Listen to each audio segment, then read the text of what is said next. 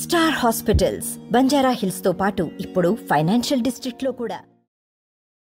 చిత్తూరు నగరంలో ఓ వైసీపీ కార్యకర్త దగ్గర నుంచి కూడా పార్టీకి ఎనలేని సేవను అందిస్తూ ప్రజాసేవ కూడా చేస్తూనే పార్టీలో తనకంటూ ఒక స్థానాన్ని సంపాదించుకున్నటువంటి వ్యక్తి విజయానంద రెడ్డి. ప్రస్తుతం ఆంధ్రప్రదేశ్ ఆర్టీసీకి సంబంధించి వైస్ చైర్మన్గా కొనసాగుతున్నటువంటి ఆయనకు అధిష్టానం ఇటు శాసనసభ్యుడిగా అవకాశం కల్పిస్తుందని ఇప్పటికే కూడా అందరూ మాట్లాడుకోవడమే కాదు, ఒక దశలో ఫైనల్ అయిపోయినట్లుగా కూడా మనకు తెలుస్తుంది. ప్రస్తుతం మనతో పాటు విజయానంద రెడ్డి గారు ఉన్నారు. సార్ నమస్తే.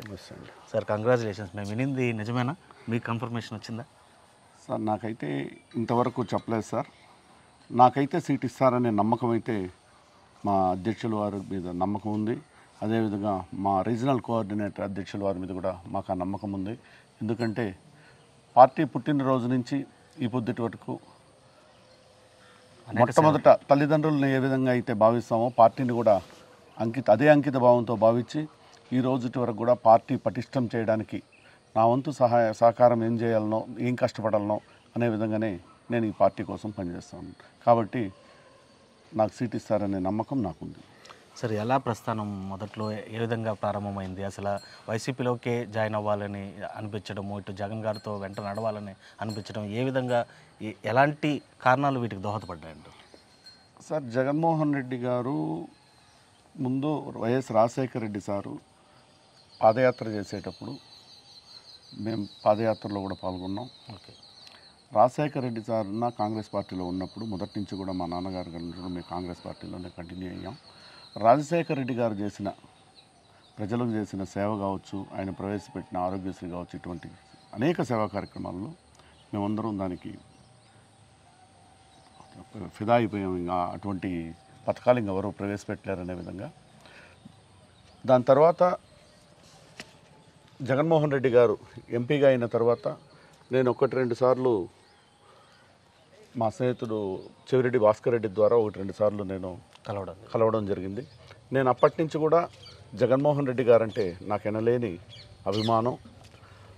అదేవిధంగా జగన్మోహన్ రెడ్డి గారు పార్టీ పెట్టిన మొదటి రోజే నేను ఈ రాష్ట్రంలో ఎస్ఆర్పురం మండలంలో అప్పటికి నారాయణస్వామి, చెవిరెడ్డి భాస్కర్ రెడ్డి ఇద్దరే ఉన్నారు పార్టీలో. వాళ్ళిద్దరిని పెట్టి దాదాపు 40 లక్షల రూపాయలు పెట్టి బ్రహ్మాండమైన మీటింగ్ అరేంజ్ చేసి, ఇదంటే ఆ రోజుల్లో కుతూహలమ్మ గారు నా మీద నానా శాపనార్థాలు పెట్టారు. ఆడతల్లి నేను దొరికాను, నువ్వు ఇక్కడ ఎత్తుకొచ్చి మీటింగ్ పెట్టావు, అది ఇదని. అయినా నా బాధ్యత తల్లి, నేనేం చేయలేను అనే విధంగా ఆమెను కూడా కన్విన్స్ చేసి చెప్పాను. కాబట్టి జగన్మోహన్ రెడ్డి గారు అంటే మొదటి నుంచి కూడా మాకు ఒళ్ళంతా ఆయనే అభిమానం. అది అంటే దాని తర్వాత సింగిల్ విండో ఎలక్షన్స్ వచ్చింది, ఎమ్మెల్సీ ఎలక్షన్స్ వచ్చింది. ఈ అన్ని ఎలక్షన్స్ కూడా మా ఛాయశక్తుల మేము కష్టపడి అన్నిట్లో కూడా విజయం సాధించినాం. అంటే రాజశేఖర రెడ్డి గారు చనిపోయిన తర్వాత జగన్మోహన్ రెడ్డి గారు ఒక పార్టీ పెట్టాలని నిర్ణయించుకోవడము, అంత తక్కువ ఏజ్లో తాను ఈ రాష్ట్రాన్ని అంతా కూడా జగన్మోహన్ రెడ్డి సీఎం కావాలని చూడటము, తన వెంట ఎవరు వస్తారో లేదో తెలియకుండానే మనం ముందడుగేయడం, అప్పుడు విశ్వసించాలి అంటే కొద్దిగా భయం వేస్తుంది ఎవరికైనా కూడా. అంటే ఏ విధంగా జగన్మోహన్ రెడ్డి గారిని ఎవరైనా దగ్గర నుంచి చూస్తే ఆయన వ్యక్తిగా ఎవరు భావించరు. ఆయన ఒక శక్తి. ఎందుకంటే శక్తి అంటే ఒక ప్రవాహం. ఆ ప్రవాహంలో ఎవరైనా అతని ముందు కొట్టుకుపోవాల్సింది. అతను ఎవ్వరు కూడా జగన్మోహన్ రెడ్డి సార్ గురించి దగ్గర నుంచి చూసిన వాళ్ళు అతని వ్యక్తిగా ఎవరు భావించడానికి కుదరదు. ఎందుకంటే ఆయన ఒక శక్తి. అందరు రాజకీయ నాయకుల్లాగా నేను అది ఇది అన్ని బ్లాక్మెయిల్ చేస్తున్నాను, ఇంకోటి చేస్తున్నాను, భయపడే వ్యక్తో అదిరే వ్యక్తో కాదు. పక్కన అట్లే పిడుగుపడినా అదేందోలే చిన్న దోమ ఎగబడిందనే భావించే వ్యక్తి, అటువంటి ధైర్యం ఉన్న వ్యక్తి. కాబట్టి అతనికి భగవంతుడే తోడు, ఇంకంతే. మీకు ప్రత్యేకంగా అనుబంధం ఏమన్నా ఉందా జగన్ గారితో? అంటే మిమ్మల్ని ప్రోత్సహించడంలో కానీ, లేదా ఏదైనా ఒక సమస్యను తీసుకెళ్ళి చెప్పడంలో కానీ, నేనున్నానన్నా అని? సార్, నేను ప్రత్యేకించి పర్టికులర్గా కలవడానికి అంత అవసరం ఉండదు. ఎక్కడ పోయినా నేను కలుస్తాను, మాట్లాడతాను. ఎప్పుడు పోయినా ప్రోత్సహిస్తూ ఉంటాడు. ఎట్లాగుంది చిత్తూరు, విజయ్ విజయ్ అంటాడు. ఎట్లాగుంది చిత్తూరు అంటాడు. అన్న బాగుందంటే టేక్ కేర్ అంటాడు. ఇంకంతే. దాన్ని బట్టి టేక్ కేర్ అంటే నా అసెట్ నువ్వు కాపాడు అన్నట్టు. అంటే ఆయన అసెట్, ఇది ఆయన సొత్తు, దీన్ని కాపలా ఉండి కాపాడాల్సిన బాధ్యత మాకు బాధ్యత. అదేవిధంగా ఇప్పుడు చిత్తూరు జిల్లా పెద్దిరెడ్డి రామచంద్రారెడ్డి గారికి సొత్తు ఇది. ఇటు ఆయనకు ఇటు ఈ పెద్దిరెడ్డి రామచంద్రారెడ్డికి విధేయులుగా ఈ అసెట్ను కాపాడాల్సిన బాధ్యత మా మీద ఉంటుంది. కాబట్టి మేము దీనికి కాపలాదారులాగా మేము కాపాడుతున్నాం అంతే. ఎలా ఉంది సార్ చిత్తూరు ప్రస్తుత పరిస్థితులు? ఇటు ప్రస్తుతం ఏ విధంగా సాగుతుంది? మీ ప్రభుత్వం వచ్చిన తర్వాత ఏ విధమైనటువంటి అభివృద్ధి కార్యక్రమాలు ఇక్కడ జరిగాయి? ప్రజలు ఏం భావిస్తున్నారు? సార్, చిత్తూరులో మీరు చూశారు, ఎన్నో సంవత్సరాలుగా మూతపడిపోయినటువంటి విజయ డైరీ కార్మికులంతా కూడా వీధి పాలైపోయారు. ఈ విజయ డైరీని సీఎం గారే దగ్గరుండి భూమి పూజ చేశారు. మళ్ళీ సెకండ్ టైం ఓపెన్ చేయడానికి అమూల్ వాళ్ళతో టైఅప్ అయ్యి. అదేవిధంగా సిఎంసి హాస్పిటల్, ప్రఖ్యాతిగాంచిన హాస్పిటల్ దేశంలోనే, అటువంటిది ఆగిపోయింది మెడికల్ కాలేజీ. దానికి కూడా నడుం బిగించి మళ్ళీ దానికి కూడా భూమి పూజ చేయడం జరుగుతూ ఉంది. అది వర్క్ కూడా జరుగుతూ ఉంది. మీరు చూస్తే షుగర్ ఫ్యాక్టరీ ఆగిపోయి కార్మికులందరూ వీధుల్లో పడిపోయినారు. సీఎం గారు చిత్తూరు ప్రోగ్రాం పెడతానే కార్మికులకు మనం మాట ఇచ్చాము, ఆ మాట ప్రకారం అని అక్కడ బయలుదేరక ముందే వాళ్ళ అకౌంట్లో డబ్బులు పడే విధంగా ప్రక్షాళన చేసి మొత్తం ఆ సమస్యలన్నీ సర్దుబాటు చేసి తర్వాత ప్రోగ్రాంకి వచ్చారు. మీరు చూస్తే చిత్తూరుకి ఈరోజు సీఎం గారు ప్రత్యేక చొరవ చూపించారు కాబట్టి చుట్టూ ఎటు చూసిన ఔటర్ రింగ్ రోడ్స్ కావచ్చు, అంటే సెంట్రల్లో తను ఏమేమైతే మనకు సాధించేవాళ్ళనే విధంగా సెంట్రల్ గవర్నమెంట్ సహకారంతో ఇటు తర్చూరు రోడ్డు కావచ్చు, ఎక్స్ప్రెస్ హైవే కావచ్చు, ఇవన్నీ చిత్తూరుకి అనుసంధానంగా, ఇటు తిరుపతికి కావచ్చు, ఔటర్ రింగ్ రోడ్ తరఫున అన్ని విధాలుగా చిత్తూరు డెవలప్ అవ్వడానికి జగన్మోహన్ రెడ్డి గారు సీఎం అయినాక ప్రతిదీ కూడా అనుకూలించింది. కాబట్టి ఈరోజు చిత్తూరు డెవలప్ అభివృద్ధి అనేది వచ్చింది. అదేవిధంగా ఈ ఔటర్ రింగ్ రోడ్స్ ఇవన్నీ కనెక్టివిటీ, రోడ్ కనెక్టివిటీ ఇవన్నీ బాగా ఉంది కాబట్టి ఇక్కడికి 16 కిలోమీటర్ల దూరంలో స్మార్ట్ డివి అనేసి ఒక software company, IP chip designing, అంటే మీరు చూస్తే ఈ రాష్ట్రంలో పెద్ద ఐటీ కంపెనీ ఇక్కడే ఉంది. అదేవిధంగా ఇండియాలో ఎక్కడ కూడా రూరల్లో ఎక్కడ సాఫ్ట్వేర్ కంపెనీ లేదు, ఓన్లీ మెట్రోపాలిటన్ సిటీలోనే ఉంది. అటువంటిది ఇక్కడ రూరల్లో పెట్టేదానికి ఒక ఇన్వెస్టర్ వచ్చి సాహసం చేశారంటే జగన్మోహన్ రెడ్డి గారి మీద ఎంత నమ్మకం ఉంటుందో, ఆయన మాట మీద ఎంత నిజాయితీ ఉంటుందో దాన్ని బట్టి ఇక్కడ ఇన్వెస్ట్ చేసి దాదాపు 3,500 నుంచి 4,000 మందికి డైరెక్ట్గా ఉద్యోగం ఉంటే, ప్రత్యక్షంగా పరోక్షంగా ఒక 2-3 వేల మందికి ఉద్యోగ అవకాశాలు ఉన్నాయి. సార్, ఇప్పుడు జగన్మోహన్ రెడ్డి గారు మిమ్మల్ని ఎలా ప్రోత్సహిస్తున్నారో ఇక్కడ మంత్రి ఇన్ఛార్జ్ అయినటువంటి పెద్దిరెడ్డి రామచంద్రారెడ్డి గారు కూడా ఇక్కడ మొత్తం చూస్తుంటారు, వ్యవహారాలన్నీ కూడా ఆయన ఎవరో చెప్తేనే సీట్ అనేటువంటి పరిస్థితి కూడా ఉంటుంది. ఈ నేపథ్యంలో ఆయనతో అనుబంధం ఏ విధంగా ఉంది? ఆయన ఏమన్నా కానీ విజయ్ ఈసారి ఖచ్చితంగా చూద్దాం అయిపోయేటటువంటి పరిస్థితి అని ఏమైనా హామీ ఇవ్వడం జరిగింది? ఇప్పుడు నేను ఒక నిబద్ధత కలిగిన వ్యక్తిని, ఈ పార్టీకి ఒక క్రమశిక్షణతో, ఈ పార్టీ అంటేనే మనకు ఒక శిక్షణకు మారుపేరు అనే విధంగా పార్టీని ఏ విధంగా ముందుకు తీసుకోవాలా, ఏ విధంగా మనం తీసుకెళ్ళి దీన్ని దినదినాభివృద్ధి పబ్లిక్లో మనం తీసుకెళ్ళాలనేది, గవర్నమెంట్ వచ్చింది మనకెందుకులే గవర్నమెంట్ చేస్తుంది అనే ఉద్దేశంతో నేను ఏ రోజు కూడా ఉండలేదు. గవర్నమెంట్ వచ్చిన మొదటి సంవత్సరంలో నుంచి చిత్తూరులో ఒకప్పుడు ఒక మాఫియాలాగా ఉండేది ఈ మార్కెట్లు, ఇవన్నీ కలెక్షన్స్ అని అవన్నీ. దాన్ని మొదటి సంవత్సరం 86 లక్షలు, రెండో సంవత్సరం 90 లక్షలు, మూడో సంవత్సరం 94 లక్షలు, ఇప్పుడు 4వ సంవత్సరం. ఈ 4 సంవత్సరాలకు కూడా పూర్తిగా మార్కెట్లో ప్రతి పేదవాడు కూడా ఎక్కడ ఏది ఒక్క రూపాయి ఎవరికి చెసగట్టేది ఇది లేకుండా కంప్లీట్ ఫ్రీ చేసాం. ఇదివరకు ఎవరైనా మార్కెట్లో దాన్ని యాక్షన్లో తీసుకుంటే 5 నుంచి 6 కోట్లు సంపాదించుకునేవాళ్ళు సంవత్సరంలో. అటువంటిది పూర్తిగా నిరుపేదలు ఎవరు కూడా మార్కెట్ గేట్ కట్టాల్సిన అవసరం లేదు. మీరు సొంతంగా ఏ రైతు పండించినా చుట్టుపక్కల 3 నియోజకవర్గాల నుంచి వచ్చే ప్రతి రైతు కూడా తను పండించిన పంటని స్వచ్ఛందంగా అమ్ముకొని హ్యాపీగా ఇంటికి వెళ్ళే విధంగా వాళ్ళకు వెసులుబాటు కల్పించినాం. ఇవన్నీ జగన్మోహన్ రెడ్డి గారు, పెద్దిరెడ్డి రామచంద్రారెడ్డి గారు వాళ్ళ వెనకాల మేము నడుస్తూ ఉన్నాం కాబట్టి వాళ్ళు ఏ విధంగా సేవా కార్యక్రమాలు చేస్తారో దాంట్లో ఒక భాగంగా ఇటువంటివి చేసుకుంటూ వచ్చినాం. పెద్దిరెడ్డి గారు హామీ ఇచ్చారా లేదా అని అడిగి? అందరూ హామీ ఇచ్చారు. ఓకే.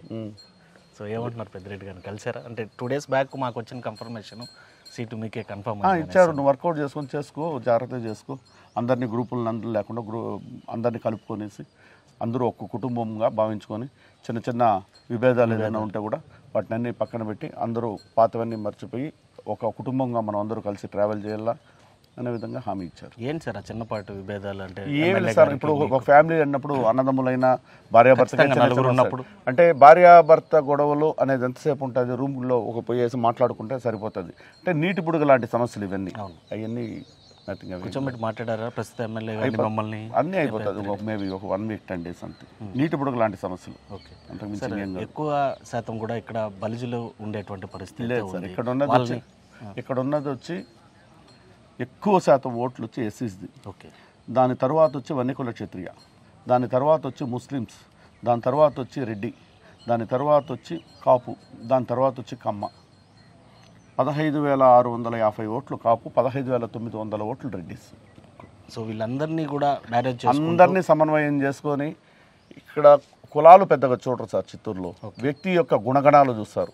ఏది కూడా వ్యక్తి గుణగణాలను బట్టే ఇక్కడ వ్యవస్థ పోతూ ఉంటుంది. ప్రత్యేకించి ఈ వ్యక్తి 10 మందికి సహకరిస్తాడా, మంచి పనులు చేస్తున్నాడా అనేదే ఇక్కడ స్పెసిఫిక్గా చూస్తారు. ఎందుకంటే గతంలో ఇక్కడ ఏ పాలకుల దగ్గరికి పోవాలన్నా మాట్లాడే ఫ్రీడమ్ ఉండేది కాదు. ఇంకా చాలా సమస్యలు ఉండేవి, డెవలప్మెంట్ అనేది లేదు. కాబట్టి ఇప్పుడు కంటికి కనబడతా ఉంది ప్రతి ఒక్కరికి అభివృద్ధి అంటే ఏమి అనేది. ఈరోజు మీరు చూస్తే ఎవరైనా పేదలు చనిపోతే మేము నా దగ్గర నా వాలంటీర్స్ లాగా ఉన్న నా స్నేహితులు కావచ్చు, నా మీద అభిమానంగా ఉన్నవాళ్ళు కావచ్చు, దగ్గరుండి ఫ్రీజర్ దగ్గర నుంచి స్వర్గరథం దగ్గర నుంచి ఎవరు చనిపోయినా దగ్గరుండి దానం చేసేంతవరకు మా వాళ్ళు వెళ్ళి చేసొస్తారు. అదేవిధంగా అన్నదాన కార్యక్రమాలు ప్రతిరోజు ఒక్కొక్క జాగాలో రోజు 600 మందికి మంచి క్వాలిటీ ఫుడ్తో జగనన్న అన్న క్యాంటీన్ అనే పేరుతో నిత్యం ప్రతిరోజు 600 మందికి అన్నదానం చేస్తూ ఉంటాం. అంటే ఈ సేవా కార్యక్రమాలు ఎక్కడ కానీ పలానా ఇష్యూ అడుంది అంటే వెంటనే పోయి మేము స్పందిస్తాం. ఖచ్చితంగా సార్, అది మేము కూడా విన్నాం. చిత్తూరు నగర ప్రజలు ఏ సామాజిక వర్గం అని తేడా లేకుండా విజయానంద రెడ్డి దగ్గరికి వస్తే ఖచ్చితంగా తమ సమస్య పరిష్కారం అవుతుంది అనేటువంటి. గెలుపొందిన తర్వాత విజయానంద రెడ్డి ఇలాగే ఉంటారా? సార్ నేను చాలా చిన్న స్థాయి నుంచి పైకి వచ్చాను. అంటే మా నాన్న కాంట్రాక్టరే, నేను కానీ ఒక పట్టుదల కాబట్టి ప్రతి చిన్న కష్టం నుంచి కూడా నాకు పేదల కష్టం ప్రతి ఒక్కటి తెలుసు. అంటే గెలుపొందిన తరువాత అనేది ఇంకా రెస్పాన్సిబిలిటీ ఎక్కువ పెరుగుతుంది. కాబట్టి ఇంతకంటే రెట్టింపు ఉత్సాహంతో కష్టం వాళ్లకు ఆదుకోవడానికి ఇంతకంటే రెట్టింపు ఆనందంతో ఉంటానని మీకు చెబుతున్నా. రేపు మళ్ళీ ఎంక్వైరీ చేసినా, మీరు ఇంటర్వ్యూకి వచ్చినా మీరు చెప్పిన మాట వాస్తవమా కాదని మీరు నన్ను ఆ రోజు ఆన్సర్ చేయొచ్చు. సార్, ప్రత్యేకంగా పార్టీ ఇచ్చేటువంటి హామీలు కాకుండా ఇంకా మొన్న జరిగిన 5 ఏళ్లలో కూడా అభివృద్ధికి నోచుకొని కొన్ని కార్యక్రమాలు అంటే చేద్దాం అనుకుని నిలిచిపోయినవో, బడ్జెట్ ఎక్కువగా ఉన్నవో, సెంట్రల్ ఫండ్స్ రాలేక నిలిచిపోయినవో, అలాంటివి ఏంటి రౌండప్ చేసి పెట్టుకున్నారు? రానున్న రోజుల్లో వాటిని ఏ విధంగా కంప్లీట్ చేస్తారు? సార్, ఇప్పుడు చిత్తూరుకి అనేది ఎట్లుంటుందంటే సౌత్ ఇండియాలోనే చిత్తూరుకు ఉన్న ఫెసిలిటీస్ ఎవరికి లేదు. మీరు చూస్తే చెప్పాను ఇందాకే, చిత్తూరుకి మొత్తం అవుటర్ రింగ్ రోడ్ సరౌండింగ్ మొత్తం ఉంది.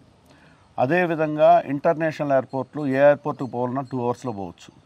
అదేవిధంగా 2 డొమెస్టిక్ ఎయిర్పోర్ట్లు ఉంది. ఒకటేమో రాయవేలూరు 40 మినిట్స్ పోవచ్చు, ఒకటేమో రేణిగుంట 1 అవర్ పోవచ్చు.